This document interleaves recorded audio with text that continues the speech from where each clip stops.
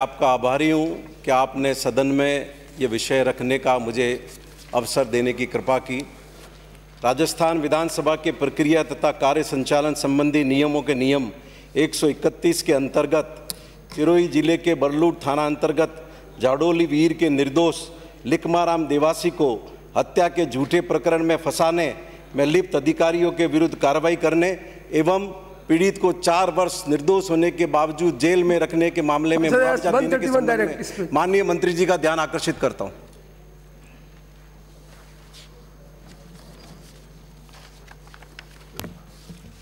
अध्यक्ष महोदय,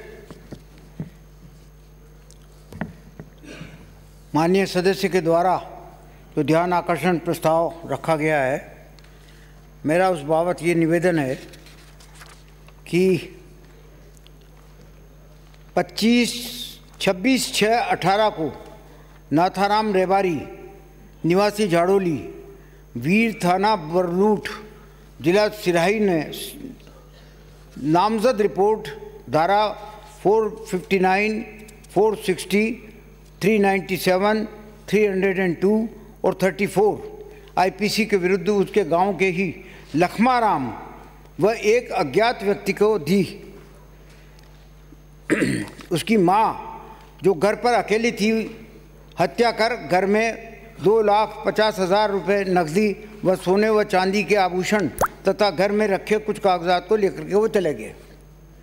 आदि रिपोर्ट का प्रकरण पर अनुसंधान किया गया। अभियुक्त लखमाराम पुत्र हरिराम जाति रेवारी झाड़ोली वीर थाना बरलूट को गिरफ्तार किया जाकर के 6/6/18 को न्यायालय में पेश किया गया। दोनों लोगों के विरुद्ध 459, 460, 302, 34, 397, 109, 113 आईपीसी के तहत आरोप पत्र 23/8/18 को माननीय न्यायालय अपर मुख्य न्यायिक मजिस्ट्रेट सिरोही के न्यायालय में पेश किया गया। तत्पश्चात महानिर्देशक ATS और SOG जयपुर के पत्र दिनांक 3/5/19 के माध्यम से प्रकरण में अग्रिम अनुसंधान किया गया। दोनों एजेंसीज के द्वारा अनुसंधान किया गया। उपलब्ध साक्ष्य व अनुसंधान 4 अन्य मुलजिमों को धारा 459, 460, 302, 34, 397, 109, 113 या आईपीसी में गिरफ्तार किया जाकर के न्यायिक अभिरक्षा में भेजा गया। शेष अभियुक्त हंसाराम के विरुद्ध धारा 173(8) CRPC के तहत में अनुसंधान जारी है। पूर्व में गिरफ्तार शुदा लखमाराम पुत्र हमीरा राम का प्रकरण की वारदात में शामिल नहीं होना पाए जाने पर उसे धारा 169 CRPC के तहत माननीय न्यायालय से रिहाई दिलवाने हेतु कार्यालय अतिरिक्त महानिर्देशक पुलिस ATS व SOG राजस्थान जयपुर के द्वारा जिला पुलिस अधीक्षक सिरोही को निर्देशित किया गया।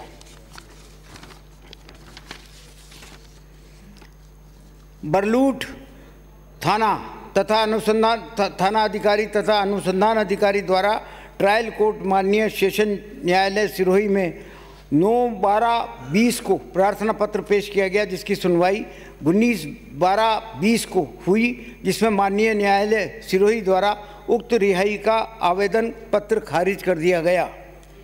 प्रकरण में गिरफ्तार अभियुक्त लिखमाराम रेवारी की माननीय उच्च न्यायालय जोधपुर में बाद सुनवाई अभियुक्त को जमानत पर रिहा करने के आदेश दिनांक दिनांक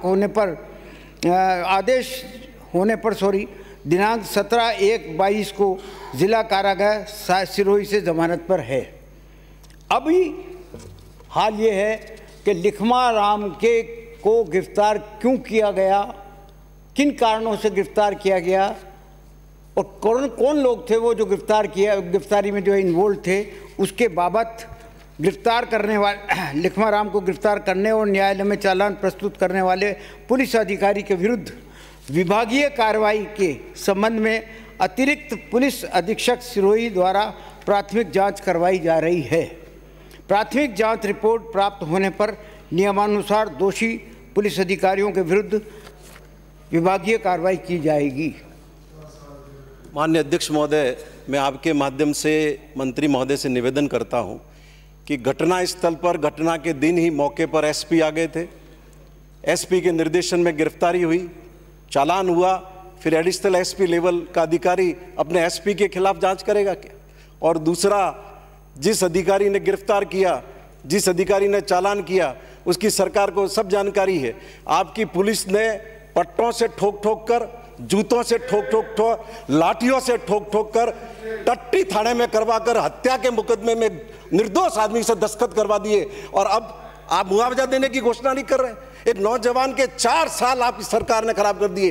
ये तो मैं धन्यवाद दूंगा अशोक गहलोत को कि जिन्होंने मेरी प्रार्थना पर एसओजी से जांच करवाई और दूध का दूध और पानी का पानी हो सका। मैं आपके माध्यम से विनती करूंगा कि आप मुआवजे की घोषणा करें, अधिकारियों के खिलाफ कार्रवाई की घोषणा करें। कौन अधिकारी दोषी है, ये बगैर जांच के कैसे तय किया जा सकता है? आपने कहा कि साहब मौके पर एसपी भी पहुंच गया। मौके पे तो पता नहीं कितने आदमी पहुंचे होंगे पुलिस के, एसपी क्यों पहुंचा हुआ, और भी कई पहुंचे होंगे, तो क्या सबके खिलाफ कार्रवाई हो जाएगी? सवाल यह है कि अनुसंधान किसने किया? अनुसंधान में अगर मान लीजिए अनुसंधान के बाद में भी उसने दोषी पाया गया और फिर एसओजी ने जो अनुसंधान किया उसमें उसको निर्दोष पा लिया गया, तो सवाल उस पर उठता है कि आखिर ये हुआ तो क्यों हुआ, कैसे हुआ? उसके लिए ये जांच बिठाई गई है। ये जांच कोई एसपी के खिलाफ नहीं बिठाई गई है, ये जांच उस थाना अधिकारी के खिलाफ और अनुसंधान अधिकारी के खिलाफ, उनके खिलाफ जांच बिठाई गई है। और मैं आपसे फिर यह निवेदन करना चाहता हूं कि सरकार की मंशा किसी भी निर्दोष को कोई किसी प्रकार की सजा दिलाने का कोई इरादा नहीं है। अगर इरादा होता तो क्यों हम जो है अदालत में ये पेश करते कि साहब ये इसको रिहा कर दिया जाए, इसका केस विड्रॉ कर दिया जाता है। विड्रॉ नहीं हुआ, किसी टेक्निकल कारण से विड्रॉ नहीं हुआ, क्योंकि गवाहों के बयान चालू हो गए थे। गवाहों के चालू होने पर जो है न्यायाधीश ने कहा कि इस वक्त इसका ये विड्रॉ नहीं हो सकता। लेकिन सरकार की मंशा तो ये थी कि उसको वाकई उसकी जांच आपके कहने पर, आपने तो सीबीआई की जांच मांगी थी, मुख्यमंत्री जी ने एसओजी की जांच दी, एटीएस की जांच दी, उससे आप सेटिस्फाई हो गए, और उसके बाद जो है जांच हुई और जांच में भी उसको निर्दोष पाया गया। ये भी बात सही है, यहाँ पर भी आप सेटिस्फाई हो गए कि हाँ निर्दोष पाया गया। अब सवाल ये आता है कि किस प्रकार से उसको गिरफ्तार किया गया, इंटेंशन था या नहीं था गिरफ्तार करने वाले का। मेन बात वो है कि क्या तो ये मेलिफाइड तो नहीं है। अब इस बात की जांच तो होनी चाहिए ना कि क्या मेलिफाइड है या नहीं है, इंटेंशन था या उसका गलत इंटेंशन था या नहीं था। इस बात की जांच के लिए मैं आपसे कहता हूँ कि 7 दिन के अंदर अंदर इसकी जांच करवा ली जाएगी। आप सुनना नहीं चाहते मंत्री को, मैं नहीं करूँगा प्लीज। आप सुनिए, आप खड़े हो रहे, don't want to hear it, बंद करता हूँ मैं। ये गलत तरीका बिल्कुल, प्रश्न में पूछे और जवाब नहीं सुनना चाहे। आखिर आपने इस विषय को उठाया है और एक निर्दोष की मदद करने के लिए उठाया है। मैं तो आपको धन्यवाद देता हूँ इस बात के लिए कि आपने एक अच्छा इश्यू आपके एरिया का उठाया। सवाल ये है कि जब तक जांच नहीं होती कि उसका इंटेंशन क्या था, हो सकता है गलती से भी हो जाता है, कई बार इनोसेंटली हो जाता है, कोई भी काम नहीं करना चाहते लेकिन फिर भी हो जाता है, भूल चूक में हो जाता है। तो इन बातों की जांच तो होगी ना। जांच में 7 दिन के अंदर अंदर करवाने की घोषणा करता हूं, और ये भी करता हूं कि अगर जांच में वो आगे पा गया तो निश्चित तौर पर उस पर पुलिस की उस पर जो है सख्त से सख्त कार्रवाई की जाएगी अगर उसका मेलाफाइड इंटेंशन पाया गया तो। 2018 में कांग्रेस पार्टी की ओर से तब बल्लू थाने का हमने घेराव किया था और पूरे समाज को सबको पता था कि ये निर्दोष है। ना आप उस हिस्ट्री से क्या संबंध है? आप 7 दिन में जांच हो जाएगी, कार्रवाई हो जाएगी।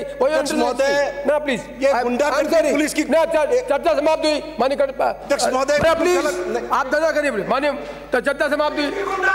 माननीय कटारिया जी, ज्ञान चर्चा समाप्त हुई।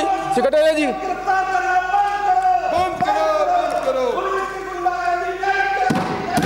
माननीय सदस्य, I will name you. You have no right to do it. माननीय सदस्य, I will throw you out. I will throw you out. Madam please, ये घर का काम नहीं है। माननीय सदस्य, अपने मन से नहीं चलेगा हाउस, आपके मन से नहीं चलेगा। Marshal, throw him out. Throw him out. I will not allow it. I will not allow it. I will not allow it. I will not allow it. I will not allow it. माननीय पुनिया जी, मैं आपका बेटा please, आप बेटा please, आप बेटा गलत तरीका है या उसको मजाक समझ रखा है आपने, ये गलत तरीका बिल्कुल ही। मतलब you want to impose everything on the house.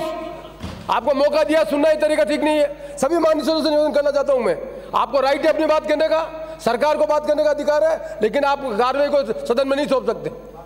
इसलिए मैं सभी से निवेदन करना चाहता हूं, अनप्रेजेंट काम मुझे नहीं करने दें। माननीय कटारिया जी। अध्यक्ष महोदय,